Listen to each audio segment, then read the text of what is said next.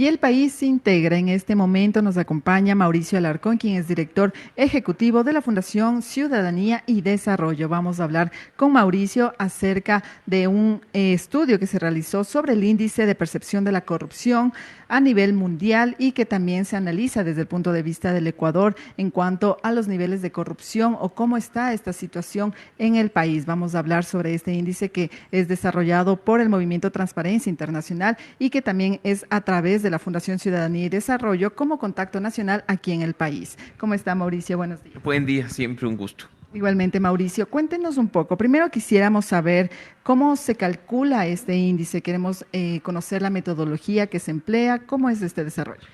Transparencia Internacional a través de todo el mundo recoge información y datos de otros índices vinculados con temas fundamentales de transparencia, integridad y lucha contra la corrupción. Índices sobre la situación de la democracia, del Estado de Derecho, de la independencia de justicia, del nivel electoral, son analizados por un lado. Por otro, encuestas y entrevistas a expertos en la materia a nivel global.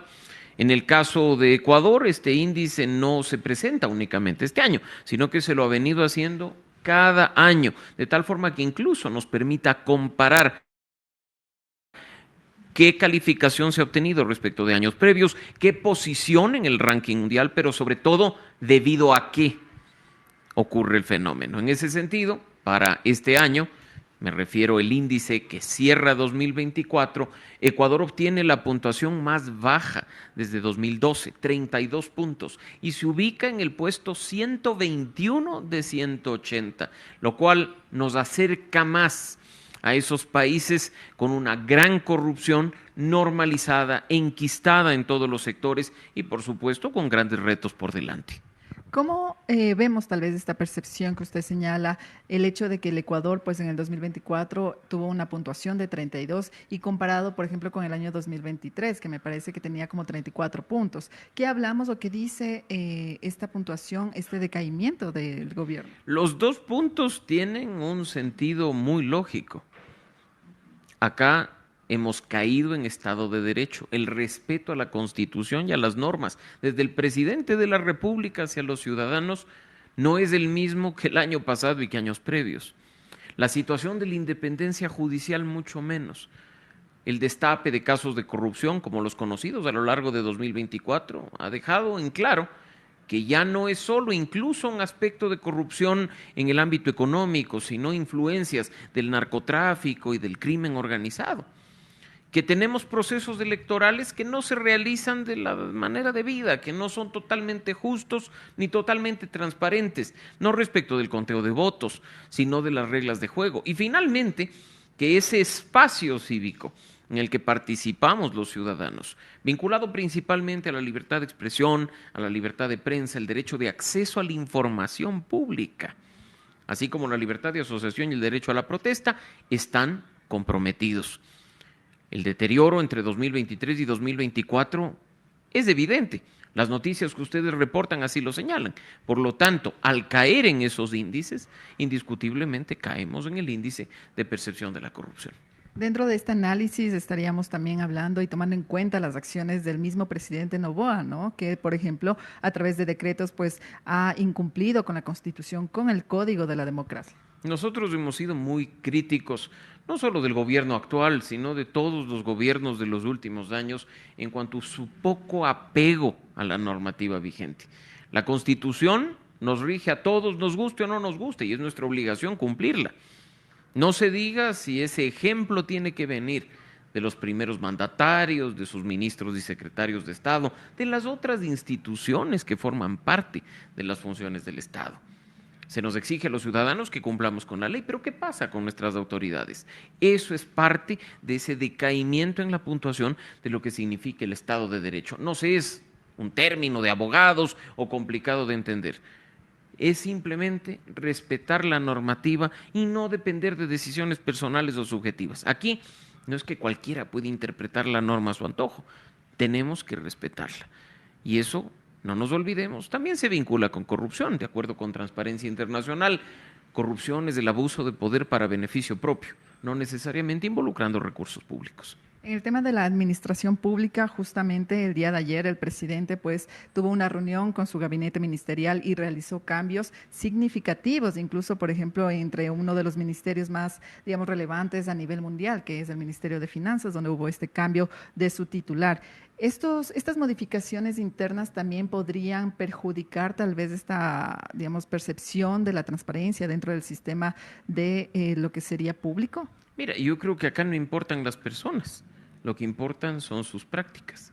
Sería, por ejemplo, conveniente saber si se va a transparentar la información vinculada a ciertos temas de nuestro presupuesto general del Estado, o si vinculado a esos recursos públicos se va a transparentar todo lo que tiene que ver con las compras públicas en materia de seguridad. Durante el último año hemos visto mucha opacidad en este tema y no hay que olvidar que los recursos que se están utilizando para este tipo de compras nos pertenecen a los ecuatorianos. No debe haber restricción de información. Acá no estamos pidiendo que nos digan cuál es la estrategia de un plan de seguridad, por ejemplo, sino que se transparente el uso de recursos públicos. Eso tiene que ver con un decaimiento de la puntuación de Ecuador en el índice de percepción de la corrupción, el limitado acceso a la información pública, que como digo, no importa y no depende de quién ocupe uno u otro ministerio. Los compromisos de transparencia deben ser institucionales, estatales y pensando siempre en la ciudadanía. Hay países como Dinamarca o también como Singapur, por ejemplo, que ellos muestran dentro de este índice, exacto, tienen un puntaje alto, que tengo entendido que dentro de esta escala, mientras más alto el puntaje, pues es más transparente su sistema dentro de cada país. En este caso, ¿qué es lo que ellos están haciendo bien que nosotros no? Están rindiendo cuentas a la ciudadanía, están poniendo a disposición de todos información pública sobre la gestión, están limitando las influencias indebidas que puede haber de otros actores y sectores en la gestión pública y sobre todo, me atrevería a decir, están sancionando la corrupción como corresponde. Porque también una de las razones por las que Ecuador sigue decayendo en la puntuación es la impunidad, la no sanción de prácticas corruptas. Acá los casos de corrupción se cuentan por decenas, centenas o hasta miles, pero los sancionados probablemente con los dedos de una mano. Y no solo que se trata de sancionar por sancionar, sino que esta sanción sea proporcional. Si vemos a un corrupto que incluso con total desvergüenza dice que se ha robado millones de dólares, pero pasa en la cárcel 6 meses y sale a disfrutar del producto de lo mal habido, también estamos hablando de impunidad. En países como los que tú señalas, la delicadeza de los funcionarios públicos en el uso de los recursos que nos pertenecen a todos, o la acción oportuna, tanto de la administración pública como de la justicia, para perseguir una práctica que puede ser problemática, es oportuna. Acá a veces pasan años sin que haya una solución sobre esto. Justamente ahora que estamos ya para una segunda vuelta electoral, ¿cómo se ve también este análisis? Claro que esto se lo realiza cada año, ¿no? Como lo mencionaba, y a final de cada año se tienen estos resultados, pero hasta el momento y con estos nuevos candidatos que están para la presidencia, ¿cómo se podría tal vez observar una perspectiva del nivel en el que alcanzaría tal vez para el 2025 en temas de transparencia el Ecuador? No auguramos una mejora de cara a lo que será una calificación en 2024 presentada en 2025. Lo que estamos viendo es más de lo mismo, incluso después del proceso electoral que nos dará un nuevo gobierno de 4 años a partir de mayo, veremos si es que se corrigen las cosas que nos han puesto en esta situación calamitosa y sobre todo si las instituciones actúan como corresponde. Los 16 candidatos en la primera vuelta hablaron de transparencia, hablaron de lucha contra la corrupción, hablaron de poner fin a la impunidad. Ahora ya no son 16, son 2. Con seguridad lo van a seguir haciendo. Lo importante no es saber qué se debe hacer, sino cómo se lo va a hacer. ¿Vamos a promover transparencia? ¿Cómo? ¿Vamos a nosotros trabajar contra la corrupción? ¿Cómo? Todos sabemos qué se tiene que combatir.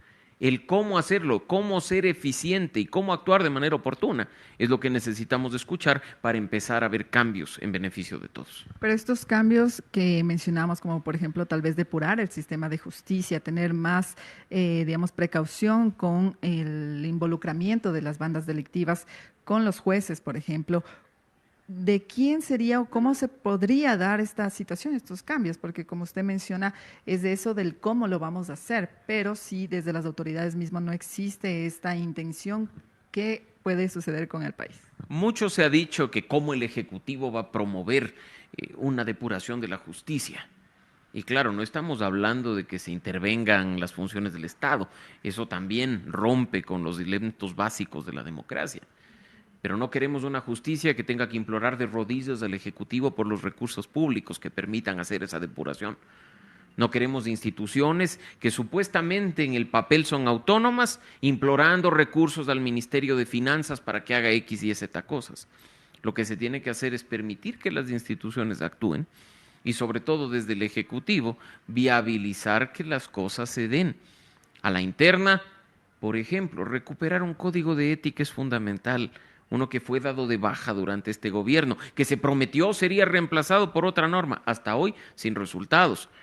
Prevenir los conflictos de interés de los funcionarios, como ministros y secretarios de Estado, que toman decisiones que después nos enteramos les beneficia a sí mismo, es fundamental en estos momentos. Así es que hay acciones muy simples que cuando hay voluntad política se pueden tomar para poner fin al mal de la corrupción.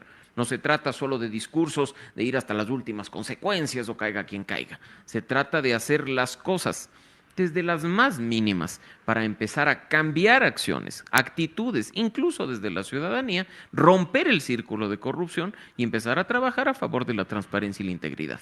Desde el año en que se analiza la percepción de corrupción aquí en el país, ¿cuál ha sido tal vez el periodo en el que hemos estado dentro de un rango, digamos, no tan mal como para llegar a lo que hemos estado en este momento? Y me gusta que digas no tan mal, porque lo triste de todo esto es que nunca hemos estado bien.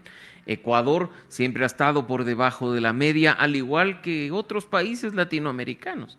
La puntuación nunca ha sido óptima, no es que hemos pasado de tener 60 a tener 32.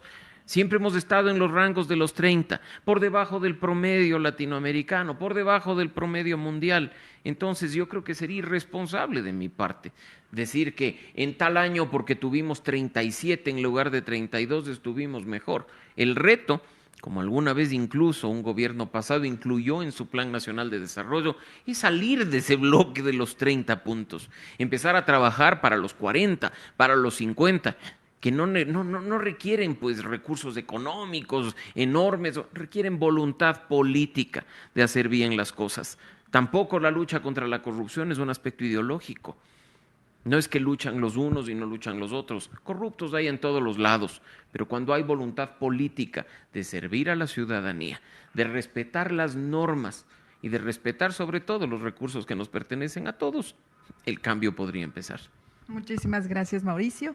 Así es, en este momento escuchábamos a Mauricio Alarcón, quien es director ejecutivo de la Fundación Ciudadanía y Desarrollo, y nos acaba de dar un análisis y también una perspectiva en cuanto a este índice de percepción de la corrupción que mide los niveles percibidos de la corrupción o transparencia en el sector público del Ecuador y en diferentes partes del mundo. Escuchábamos que dentro de estas acciones que se deberían ejecutar están las acciones políticas, del deber político y el querer y también cómo hacerlo para que el Ecuador no ocupe o no tenga un puntaje de 32, que es considerado como un nivel fuerte, digamos, en temas de corrupción y falta de transparencia aquí en el país y a nivel mundial, tomando en cuenta que los puntajes más altos son los que son considerados países que tienen una política pública más transparente. Por lo tanto, como escuchábamos del pronunciamiento de Mauricio, es necesaria estas acciones desde los gobiernos, desde la ciudadanía incluso. Con esta información estaremos pendientes para traerles más novedades. Corape informa.